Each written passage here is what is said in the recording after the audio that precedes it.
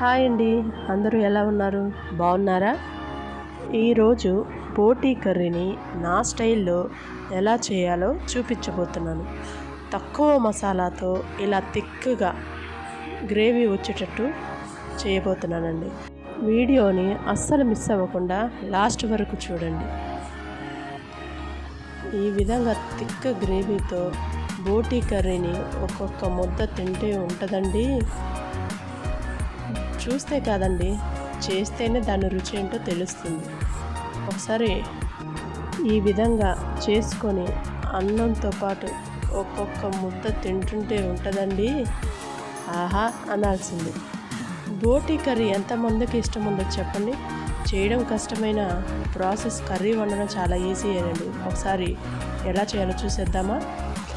ముందుగా ఒక బాణీలో నూనె పోసుకొని బాగా వేడి చేసుకోండి.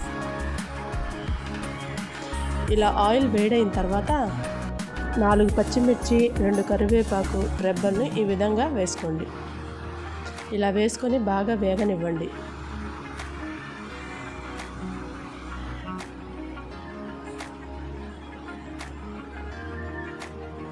ఇలా వేయించుకున్న తర్వాత 2 ఉల్లిపాయల్ని ఈ విధంగా పేస్ట్ చేసి వేసుకోండి. ఉల్లిపాయలు అంటే మరీ పెద్దవి కాకుండా మీడియం సైజు ఉండేవి 2 చాలండి. ఈ విధంగా పేస్ట్ చేసి ఆయిల్లో బాగా పచ్చి వాసన పోయేంత వరకు వేయించుకోండి. చూడండి, ఆయిల్లో ఉల్లిపాయలు బాగా వేగి కలర్ మారింది. ఇలా వేగిన ఉల్లిపాయల్లోకి ఒక చిటికెడు పసుపు,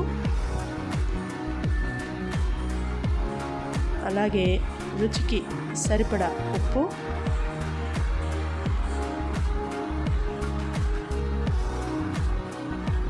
వేసి బాగా కలుపుకోండి. ఇలా బాగా ఆయిల్లో ఉప్పు, పసుపు, ఆనియన్స్ మొత్తం బాగా వేయించుకోవాలండి. ఇలా వేయించుకున్న తర్వాత ఆల్రెడీ మనం బోటీని 6 విజిల్తో ఉప్పు, పసుపు వేసి ఆ కుక్కర్లో ఉడకబెట్టుకున్నానండి. చూడండి, ఇట్లా కలర్ మారిపోవాలి. అప్పుడే మనకి థిక్ గ్రేవీ అనేది వస్తుంది. ఆయిల్ ఎంత ఫ్రై అయితే అంత థిక్ గ్రేవీ వస్తుంది అనమాట. ఇప్పుడు ఉడకబెట్టుకున్న బోటీని ఈ విధంగా వేసేసుకొని బాగా కలుపుకోండి.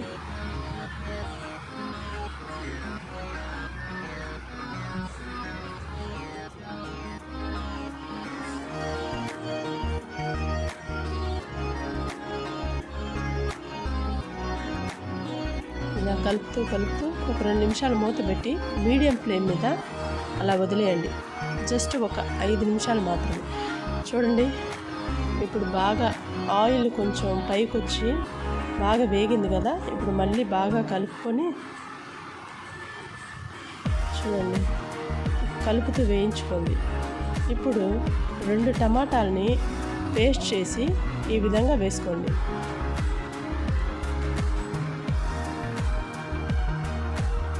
టమాటాలను కూడా మీడియం సైజే తీసుకోండి. ఇలా బాగా ఆయిల్లో వేయించుకోండి. చూడండి, టమాటాలన్నీ బాగా మగ్గిపోయినాయి.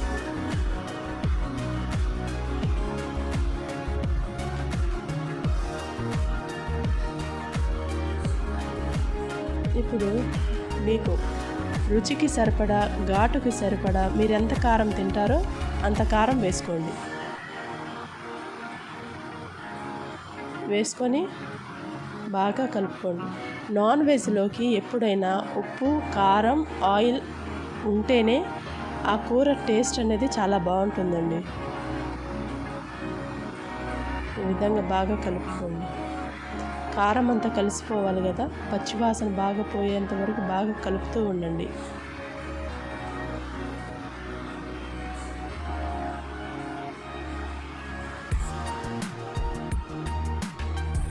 చూడండి, ఆయిల్ మొత్తం పైకి వచ్చేసింది. ఈ విధంగా బాగా కలుపుతూ ఉండగా బాగా బోటీ మొత్తం కారం మొత్తం పట్టేసిద్దండి బోటీకి అంతా. ఇప్పుడు జస్ట్ అల్లం వెల్లుల్లి మాత్రమే ఈ విధంగా మిక్సీలో వాటర్ లేకుండా ఈ విధంగా గ్రైండ్ చేసుకొని వేసుకోండి. వాటర్ పోయకుండా జస్ట్ అల్లం వెల్లుల్లి మాత్రమే. నేను మసాలా ఇంగ్రీడియంట్స్ ఎక్కువ వాడనండి. జస్ట్ నేను ఎక్కువ ఏ నాన్ వెజ్ కర్రీ చేసినా వాటిలోకి ఎక్కువగా నేను అల్లం వెల్లుల్లి మాత్రమే వేస్తాను. ఏదన్నా కూర కొంచెం టేస్ట్ కావాలనుకుంటే జస్ట్ గరం మసాలా అవి మాత్రమే వాడతాను. ఇప్పుడు లో ఫ్లేమ్ మీద 2 నిమిషాలు మూత పెట్టి ఉడికించుకున్న తర్వాత ఇందాక మనం బోటీని ఉడకబెట్టిన వాటర్ ఉంటుంది కదా, ఆ వాటర్ని పోసేసుకొని బాగా కలుపుకోవాలి. మనం ఆ బోటి వాటర్ని వేస్ట్ చేయకుండా ఈ విధంగా పోసుకుంటే ఆ బోటీలో ఉండే ఉడకపెట్టాం కదా, దాని టేస్ట్ అంతా వాటర్లోనే ఉంటుంది. కాబట్టి ఈ విధంగా పోసేసుకుంటే బోటి కర్రీ టేస్ట్ అనేది ఉంటుంది. ఇప్పుడు కొత్తిమీర పుదీనా వేసేసుకొని బాగా కలుపుకోండి.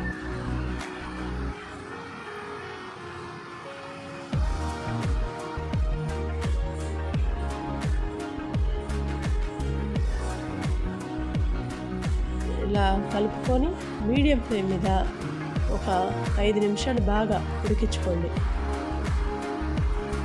చూడండి,